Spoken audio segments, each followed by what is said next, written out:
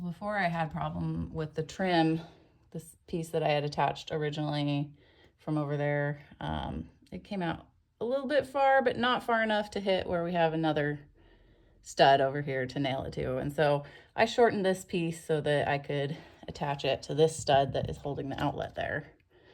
You know, there's a stud there. So we cut it there, attached the long piece over here,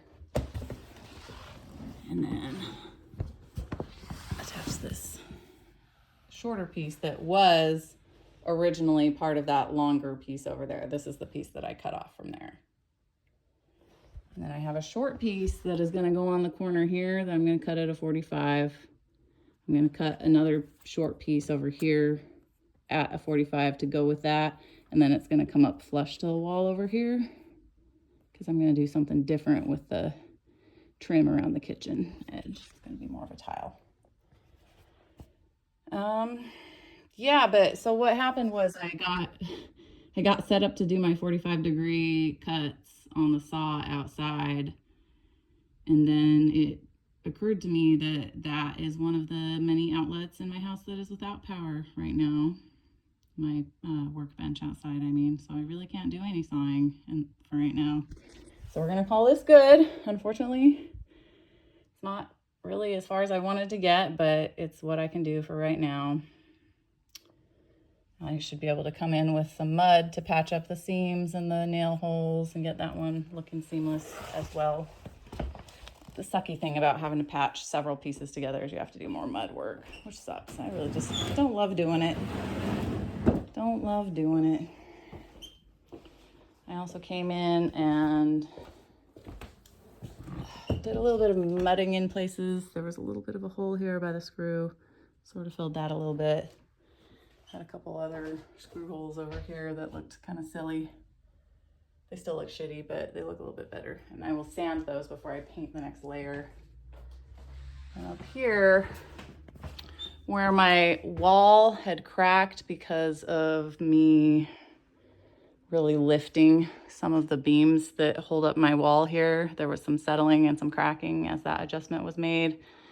Those kind of reopened, the cracks did. So this time I came in with some of the mesh tape, which I didn't do originally. I should have done that. I wasn't wise enough back then.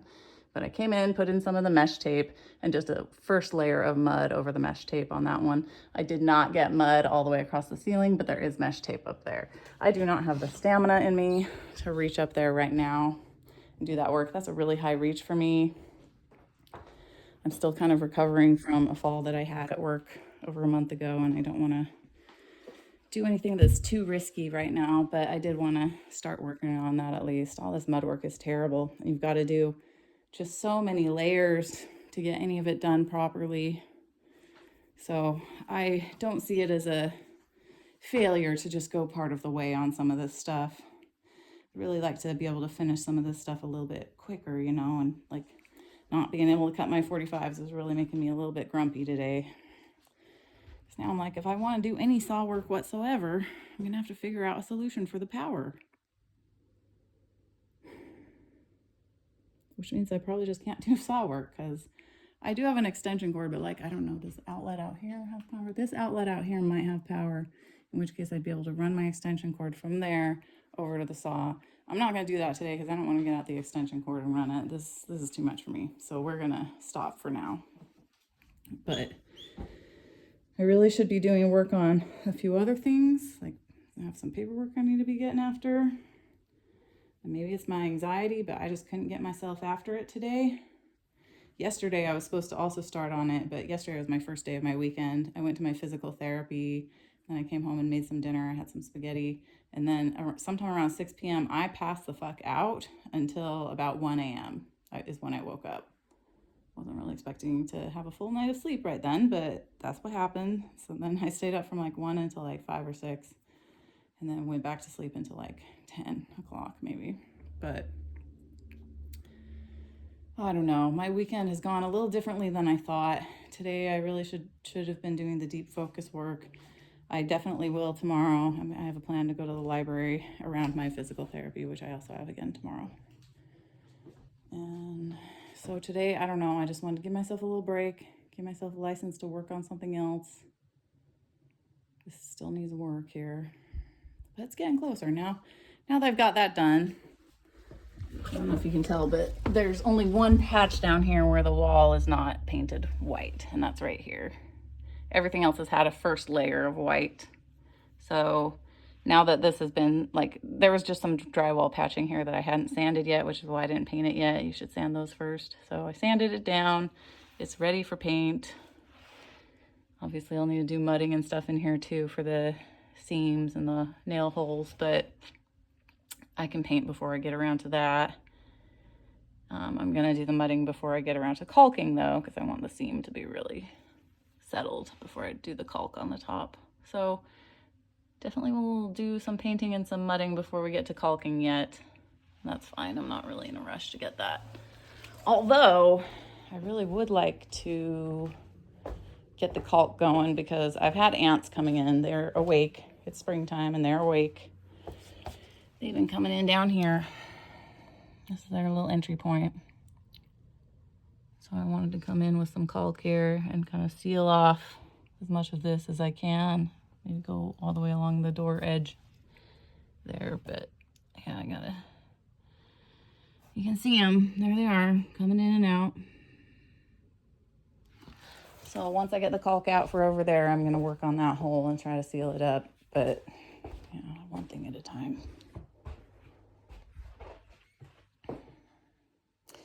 This does represent the last of my 4-inch trim, so I'm really going down to the exact amount that I needed. I really planned it right down to the exact amount. All the rest of the trim that I have in the house is 3-inch, I think.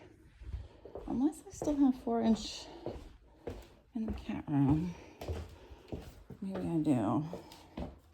Yeah, actually I have a lot of 4-inch. I was just trying to use up some of that scrap. I guess I didn't need to be as scrappy as I thought. I have a lot more 4-inch than I thought.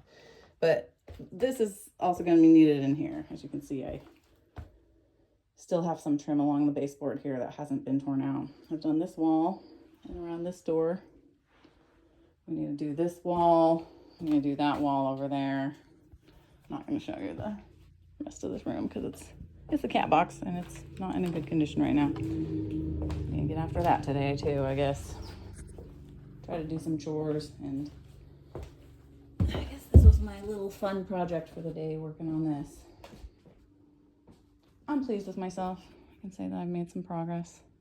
Still got progress to make, but it's slowly coming together. I did another layer of mud on the seam over here. I like to mud my joins, and so this one is curing still, but it's a little bit sharper and crisper than it was before. I'm probably gonna do another layer or two to finish that off. But it should look pretty good before I paint it. Just like this one down here, looks pretty good. I also, you can see a piece of baseboard that's not attached here. I need to do this wall.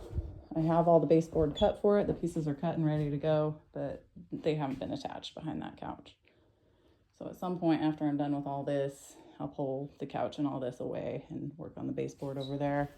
But frankly, before I get to that, I'll probably finish with the book inventory and painting behind the bookshelf. That's been its own thing.